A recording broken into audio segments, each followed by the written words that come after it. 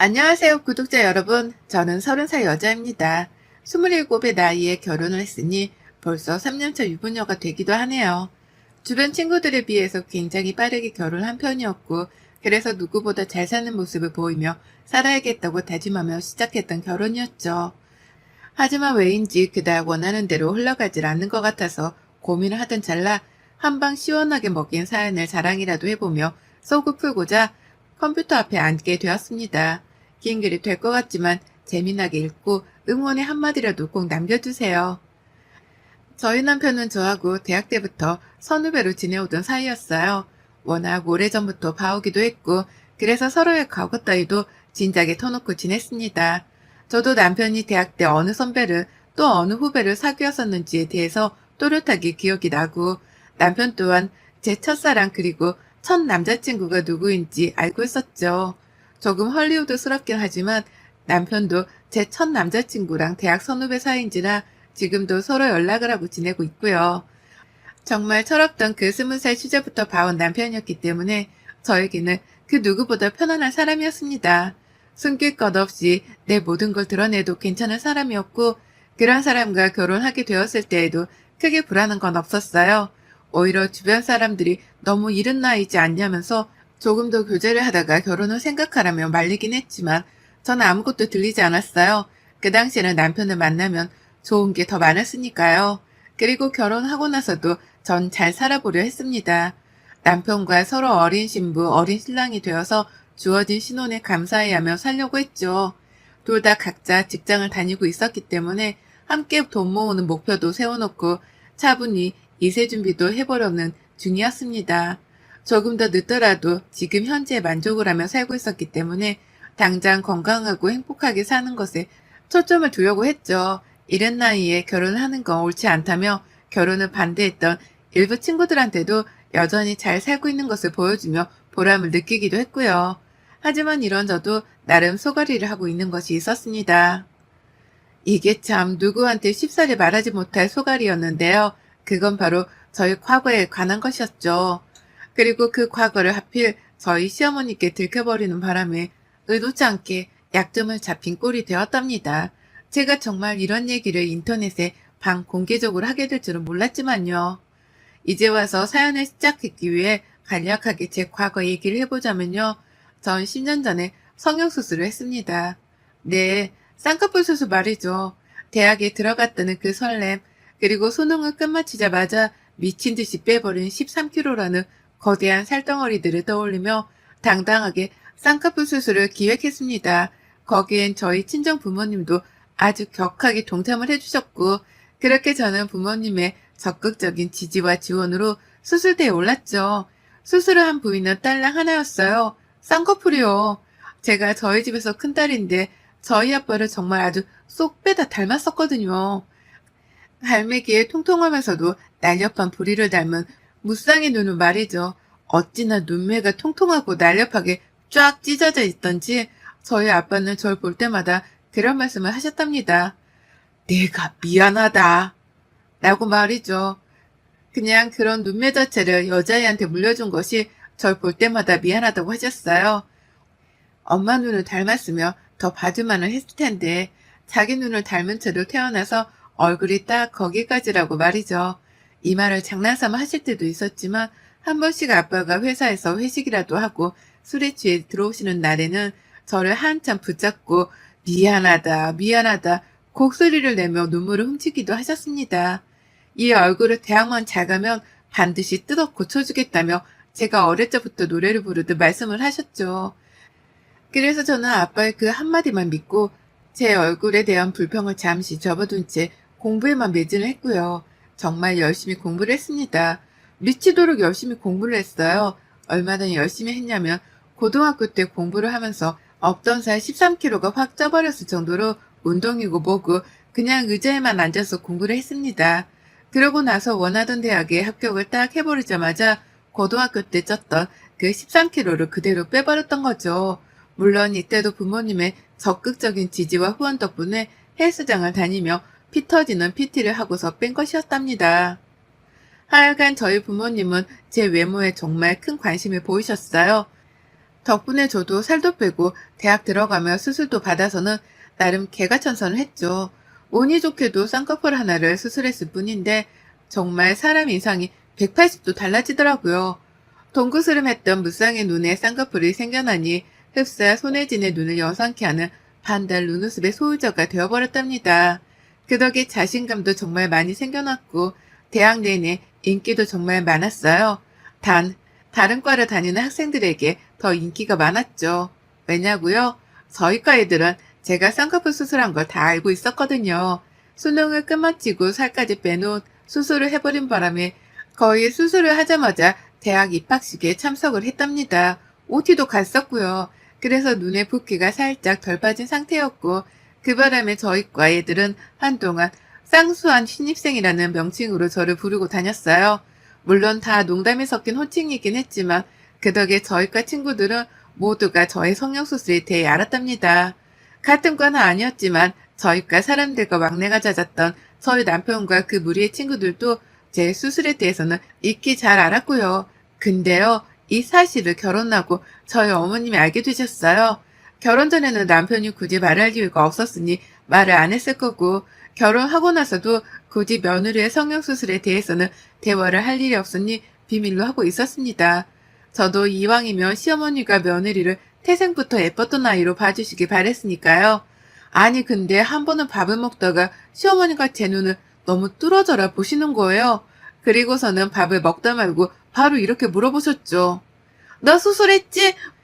무슨 쌍꺼풀 손이 그렇게 짙어? 라고요. 근데 이 말에 제가 거짓말을 못했습니다.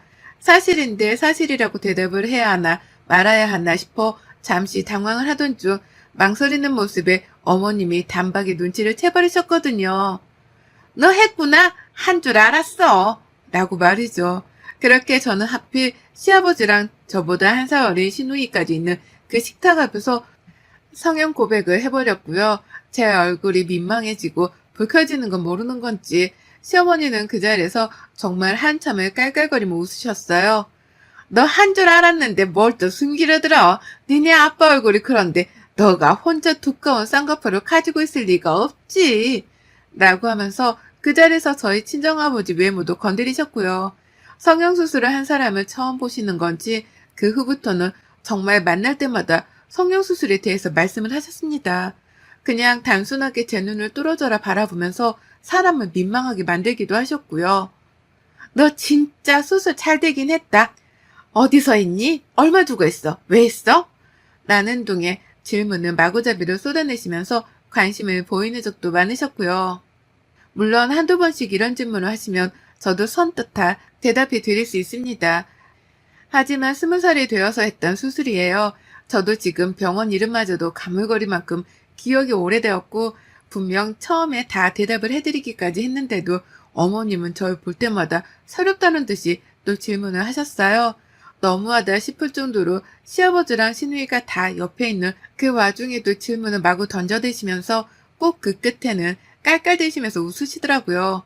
너 근데 수술은 왜 한 거니? 누가 하래? 너네 부모님도 하라고 허락해줬어? 라고 말이죠. 수술을 한 게 이해를 할 수 없다는 듯이 어떻게 그 수술을 하나 받겠다고 수술대에 올라갈 생각을 해? 정말 요즘 애들은 대단하다니까. 라고 하면서 고개를 절레거리기도 하셨고요. 굳이 수술을 이미 오래전에 한 사람을 앞에 두고 이해를 할 수 없다며 고개를 절레거리는 어머님의 행동은 불쾌함을 느끼기에 충분했습니다.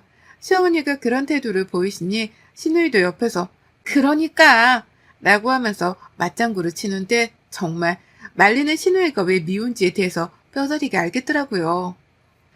시아버지도 집안 사람들이 다 같은 반응을 보이니 덩달아 참 아이고 라고 하면서 대단하다는 듯이 반응을 보이셨고요. 하여간 시댁만 가면 저는 얼굴이 붉혀져 너무 힘들었어요. 그만 좀 얘기를 하고 싶은데 어머님은 제가 시댁에 가 있을 때마다 기다려다는 듯이 쌍꺼풀 얘기를 하셔서 너무 괴로웠습니다. 그쯤 되니 남편도 제가 너무 스트레스를 받아 하는 걸 알아차리고서는 성형 얘기를 그만하자면서 분위기를 주도하려고 해줬거든요. 아, 좀 성형 얘기 좀 그만해. 왜 또 묻고 또 물어? 라고 하면서 말이죠. 하지만 그럼에도 소용이 없었어요. 시어머니가 남편이 제 옆에 없는 타이밍을 기가 막히게 알아내시고선 찾아오셨거든요. 시누이까지 데리고 와서는 야, 니네 언니한테 쌍수에 대해서 궁금한 거 있으면 얼른 물어봐. 라고 하며 또 쌍수 얘기를 꺼내시고 그러면서도 수술한 것에 대해서는 여전히 이해를 할 수 없다며 제 말의 끝마다 고개를 절레절레 거리면서 기분이 나쁠 만한 제스처를 취하셨습니다. 누가 봐도 기분이 나쁘고 빈정이 상할 만한 태도가 분명했죠. 결혼을 한 지가 3년인데 정말 그 3년 내내 쌍수를 한 사실이 드러났던 날부터 최근까지도 내내 시댁만 가면 시어머니한테서 쌍수 얘기를 들었습니다. 늘 놀림을 받는다는 느낌을 지우기 힘들었을 정도로 저는 얼굴을 붉혀가며 시댁 안에서 쭈구리가 되곤 했어요. 수술을 한 것이 잘못도 아니고 우리 부모님의 허락하에 우리 돈으로 당당하게 받은 수술인데 시댁만 오면 쌍수를 한 게 큰 죄가 되곤 했답니다. 놀려먹겠다고 작정을 한 시어머니의 태도도 제 길을 죽이는 것에 한몫을 했고요. 이대로 가다가는 내가 아이를 낳아도 시어머니가 쌍수의 길을 멈추지 않을 것 같아 걱정이 커지더라고요. 내 아이 앞에서도 니네 엄마 쌍수한 거라고 말씀을 하시면 어쩌나 싶어서 말입니다. 그런데요, 이 영원히 끝나지 않을 것 같던 쌍수의 지옥이 그 끝에 보이기 시작했습니다. 그건 바로 추석 직전에 쌍수를 받기 위해 수술대에 자진해서 올라가 버린 시누이 덕분이었죠. 그동안 3년 내내 시어머니 옆에서 시어머니가 제 쌍수에 대해 비꼬고 웃어가며 놀려대고 있을 때 시누이는 단 한 번도 제 편을 들어준 적이 없었습니다. 시누이의 입에서 수술을 할 수도 있지 라는 말을 단 한 번이라도 들었다면 제가 이렇게까지 시누이를 미워하진 않았을 거예요. 하지만 시누이는 정말 그 한마디를 해주지 않았어요. 늘 시어머니 옆에서 그러니까 내 말이 대단해 라는 추임새를 넣어가면서 시어머니의 말씀에만 동조를 했고요. 자신은 쌍수라는 성형수술 자체에 대해서 관심이 1도 없는 사람이라는 걸 너무나 당연하다는 듯이 보여줘왔기 때문에 감히 상상도 못했습니다. 감히 시누이가 수술대에 자진해서 올라갈 것이라고는 정말 단 한 번도 상상을 못했답니다. 그런 시누이는 온 시댁 가족들도 모르는 사이에 혼자 자진해서 돈을 모아 수술 예약을 잡고서는 수술을 받아버렸죠. 시간상으로 따지면 이미 몇 달 전에 수술 예약을 했었을 것이고 그러면 최소 반년 전부터 성형수술을 하고 싶다는 생각을 했었기에 뻔하잖아요. 하지만 시누이는 놀랍도록 자신의 감정을 숨겨왔어요. 제 앞에서 단 한 번도 수술을 하고 싶단 말이나 표정을 지어 보이거나 꺼내본 적도 없었습니다. 그렇게 속을 꽁꽁 숨겨두고서는 뜬금없이 추석 연휴에 수술을 딱 받고선 눈에 얼음백을 쥐고선 기어 들어왔다고 하네요. 시어머니는 그 꼴에 기함을 치면서 저한테 도움을 요청한다고 저 불러내셨고요. 그래서 저는 이번 추석에 제사고 보고 뒤집어진 시댁에서 분위기 파악을 하고 시누이의 병간호를 하느라 아무것도 하지 못했습니다. 아무 음식이며 제사 준비며 그딴 것들은 하질 않았고요. 오히려 정말 몸 편히 마음 편히 시누이 옆에서 시중 들어주고 누워있는 애 눈에 얼음벽을 바꿔줘가면서 농땡이만 쳤어요. 이게 어떻게 가능했냐고요? 시어머니가 정말 크게 충격을 받으셨거든요. 신우가 수술을 받고 시댁으로 기어 들어오다시피 한 날 시어머니는 고함을 치면서 저한테 연락을 하셔서는 당장 시댁으로 와달라고 애원을 하셨답니다. 내가 진짜 살다 이걸 어쩜 좋아 라고 하면서 격해지고 화가 난 감정을 주체조차 못하시면서 거칠게 집으로 와달라고 하셨죠. 놀란 마음에 남편이랑 같이 시댁으로 퇴근해서 만났는데요. 세상에, 그때 저도 처음 봤죠. 혼자 수술을 받고는 집에 와 드러누워있던 시누이를 말이죠. 시아버지랑 시어머니는 꿈에도 생각을 못했다며 화딱지나 죽겠다며 목소리를 키우고 난리도 아니셨습니다. 시어머니는 그 중에서도 가장 심하셨죠. 그간 한 번도 빼놓지를 않고 며느리를 볼 때마다 쌍수 소리를 해가면서 놀려먹는 재미에 사셨던 게 어머님이셨습니다. 어찌나 심했는지 제가 쌍수의 쌍자만 들어도 자다가 발을 돌려차게 하면서 벌떡 일어날 만큼 그 소리에 질리도록 이골이 난 사람이었어요. 시어머니는 그 누구보다 당당하고 가장 자신 있는 목소리로 쌍수는 해서 안 되는 거라며 놀려먹으셨고요. 그리고 그런 말을 하면서 옆에서 같이 동조를 해주는 자기 딸이랑 신이 나서는 더욱 희열을 느끼셨을 것이라 생각됩니다. 딱 그런 교활하고도 못되어 처먹었던 표정을 지어 보이곤 하셨으니까요. 그런데 당신의 딸이 다른 사람도 아닌 당신의 딸이 수술을 받고서는 드러누워 있으니 오죽 빡이 치셨겠어요? 하필 다른 날도 아니고 추석 연휴에 그 꼴을 하고 나타났으니 며느리 앞에서도 면목도 안 섰을 겁니다. 저한테 했던 것처럼 당신의 딸을 놀려먹을 수도 없을 테고 생각이 많으셨겠죠. 그런 시어머니의 속마음을 이해해보려고 하니 저는 꼬셔서 죽겠더라고요. 지금 이 상황에 혼자 얼마나 체면이 안 선다고 쪽팔려 하고 계시려나 싶어서 말이죠. 그래서 저는 더욱 당당하고 더욱 뻔뻔하게 시어머니 앞에 남아있기로 했습니다. 제 앞에서 무슨 표정을 짓는지도 쭉 보려고 했고요. 옆에 붙어 있어서 어머님의 반응을 찬찬히 살피면서 저 또한 한마디씩 거들며 지난 3년간 겪었던 그 쪽팔렸던 순간들을 죄다 되돌려받고 싶었어요. 그래서 저는 아가씨의 옆에 남아 있었습니다. 빡이 쳐서 제사상을 차릴 힘도 안 난다며 아무것도 하질 않는 시어머니의 옆에서 굳이 수술을 한 경험으로 말씀을 드리면요. 라고 말을 받아쳤어요. 그리고는 이내 이렇게 설명을 드렸습니다. 이럴 때는 옆에서 간호를 잘 해줘야 나중에 어머님이 저한테서 발견하신 것만큼의 수술자국도 안 남아요. 아가씨도 시집가서 시어머니 되는 사람한테 수술했다고 놀림받으면 안 되잖아요. 제가 당했던 것처럼요. 어머님도 설마 아가씨가 그런 취급받길 원하시는 건 아니시죠? 그럼 저한테 맡기세요.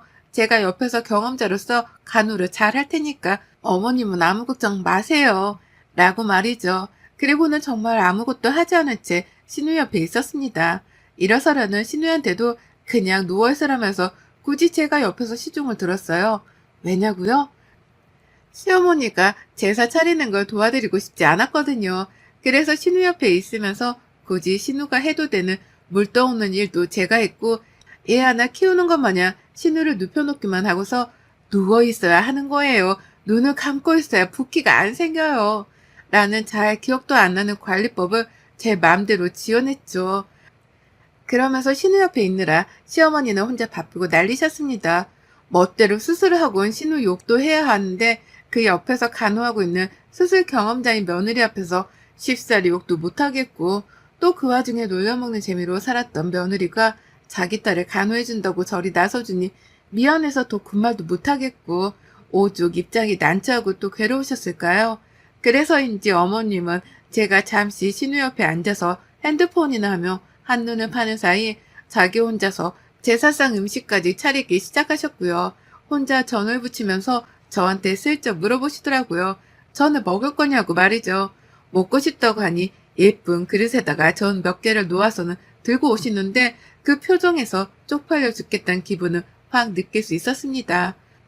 어머님은 자신의 감정을 숨기고 싶으신 건지 황급히천만 갖다 놓고서는 신우이를 한번 보자마자 길게 한숨을 쉬시더니만 저 썩을 년 이라는 혼잣말을 내뱉고선 도로 방을 나가셨죠.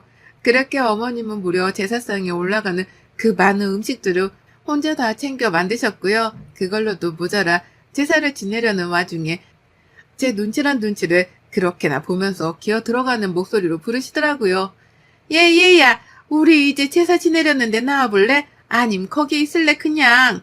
라고 하면서 저에게 제사를 지낼지 말지에 대한 의중까지 물어보셨습니다. 그간은 당연하다는 듯이 일을 시키고 나와서 돕게 하시던 어머님이 완전히 딴 사람으로 바뀌어버릴 순간이었죠. 그런 어머님을 보는데 소름이 다 돋더라고요.